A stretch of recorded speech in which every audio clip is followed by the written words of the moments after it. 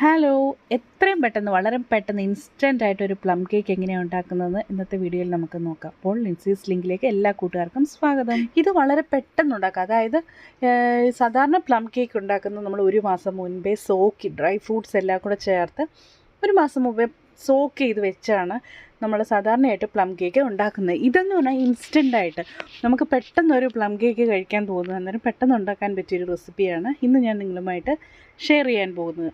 ആദ്യം തന്നെ ഒരു പാൻ നമ്മൾ ഗ്യാസ് സ്റ്റൗവിൽ വെച്ചിട്ടുണ്ട്. അതിലേക്ക് ഞാനിപ്പോൾ ഒരു കപ്പ് പഞ്ചസാര ഇടുകയാണ്. ഇതൊന്ന് കാരാമലൈസ് ചെയ്തെടുക്കണം. കാരാമലൈസ് ചെയ്ത് എടുക്കുന്നത് കൊണ്ടാണ് നമ്മുടെ ഈ പ്ലം കേക്കിന് ഒരു റിച്ച് ടേസ്റ്റ്, ഒരു യഥാർത്ഥത്തിലുള്ള ആ ഒരു ടേസ്റ്റ് കിട്ടാൻ വേണ്ടിയിട്ടാണ് നമ്മൾ കാരാമലൈസ് ചെയ്ത് എടുക്കുന്നത്. കാരാമലൈസ് ചെയ്ത് ഒരു ബ്രൗണിഷ് ആക്കി എടുക്കുകയാണ്. അതായത് ഈ പഞ്ചസാരയൊന്ന് മെൽറ്റായിട്ട് അത് ഏകദേശം ഒരു ഗോൾഡൻ ബ്രൗൺ നിറത്തിലേക്ക് വരണം. കരിഞ്ഞു പോകാനിടയാകരുത്. തീ നമ്മളതനുസരിച്ച് വെക്കണം. ഇപ്പോൾ ഇതിൻ്റെ അകത്തൊന്ന് മെൽറ്റായി ജസ്റ്റ് ഒന്ന് അലിഞ്ഞു വരുന്നുണ്ട്.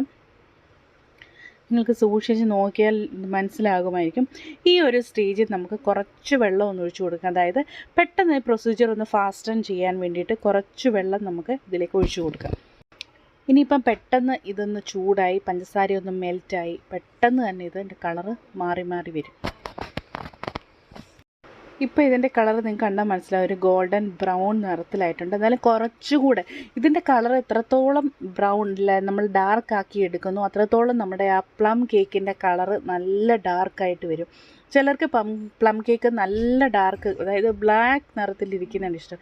നിങ്ങൾക്ക് അത്രയും വേണമെങ്കിൽ അത്രയും മാക്സിമം കളറ് കൂട്ടിയെടുക്കാം.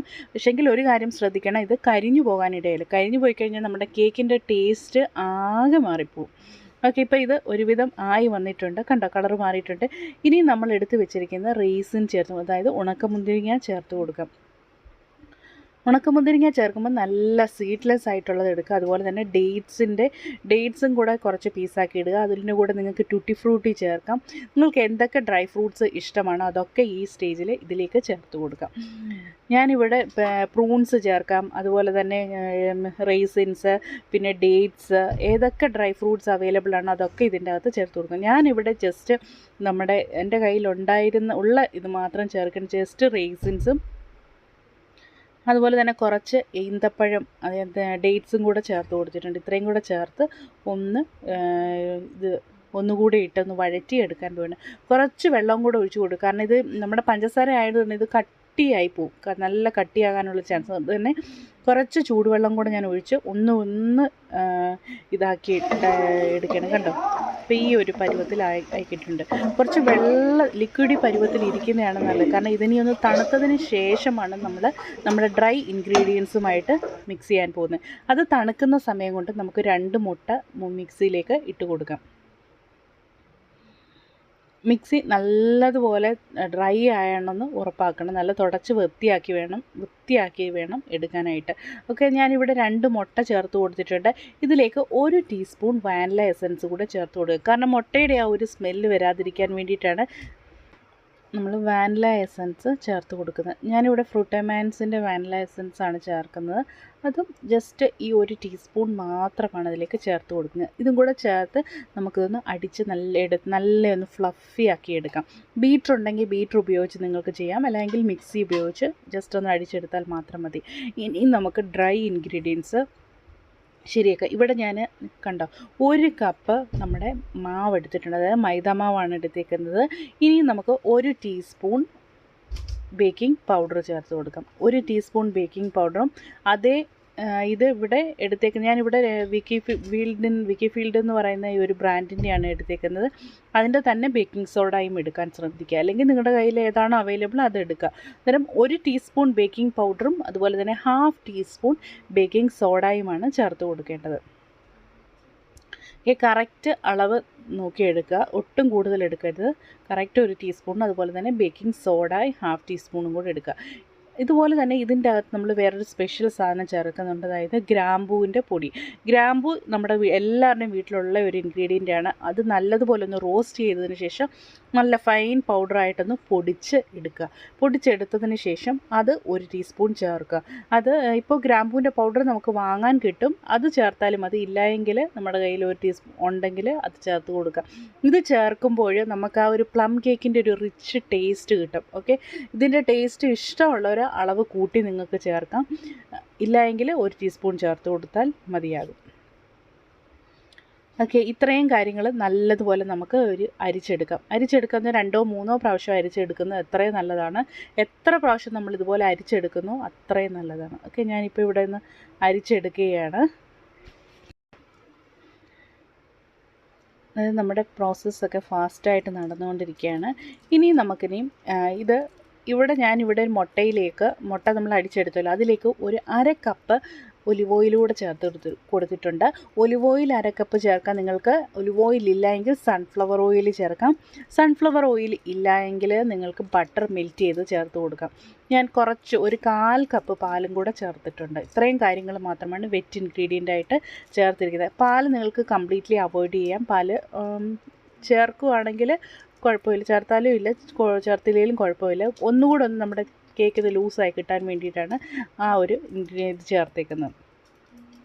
അപ്പോൾ 2 മുട്ട അടിച്ചത് ചേർത്തു, അതിലേക്ക് 1/2 കപ്പ് ഓയിൽ ചേർത്തു, അതുപോലെ തന്നെ ഒരു 1/4 കപ്പോളം പാലും കൂടെ ചേർത്തു.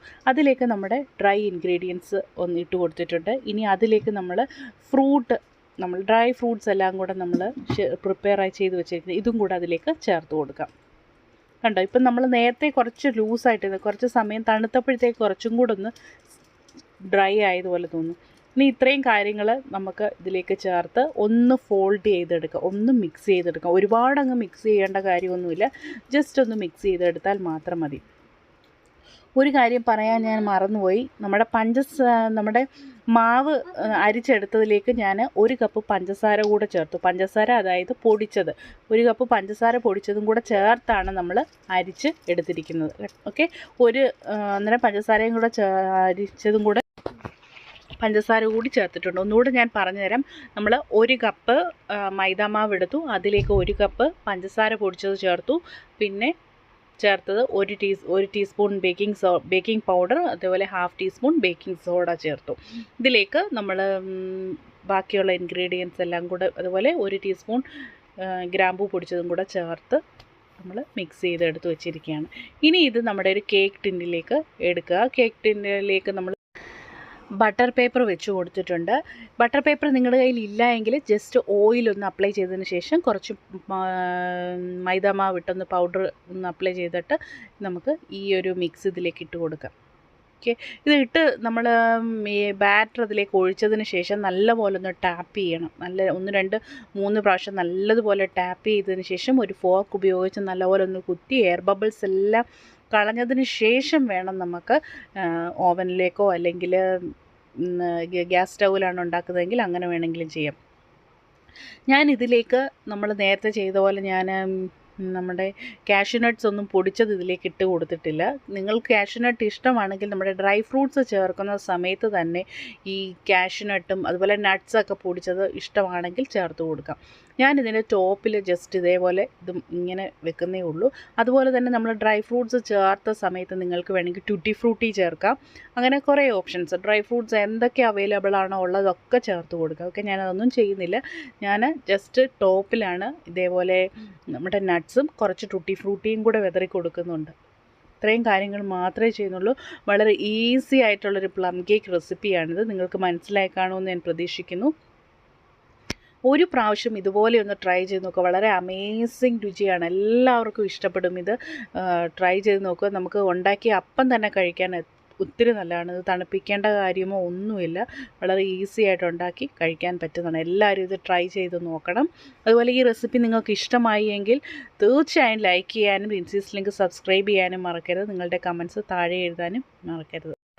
ഇനി നമ്മൾ ബേക്ക് ചെയ്യാൻ പോവുകയാണ്. ബേക്ക് ചെയ്യാൻ നേരം ഞാൻ ഓവനിലൊരു 180 ഡിഗ്രി സെൽഷ്യസിൽ ഞാൻ ഓവൻ സെറ്റ് ചെയ്തിട്ടുണ്ട്. അതിലേക്ക് നമ്മൾ വെച്ച് കൊടുക്കുക. ബേക്ക് എന്ന ഓപ്ഷൻ വേണം ഇത് നമ്മൾ ബേക്ക് ചെയ്ത് എടുക്കാൻ വേണ്ടിയിട്ട്. അത് ടൈമിംഗ് ചോദിച്ചു കഴിഞ്ഞാൽ ഒരു 30 to 40 മിനിറ്റ്സ് നമ്മൾ ഇടയ്ക്കൊന്ന് ചെക്ക് ചെയ്തുകൊണ്ടിരിക്കണം, ഇത് കുക്ക് ആവുന്നുണ്ടോ ഇല്ലയോ എന്നൊക്കെ. ഇനിയിപ്പം നമുക്കിത് ഓവനിലേക്ക് വെച്ച് കൊടുക്കാം. വളരെ ഈസി ആൻഡ് ടേസ്റ്റി പ്ലം കേക്കാണ്. എല്ലാവരും ട്രൈ ചെയ്ത് നോക്കണം. Okay friends.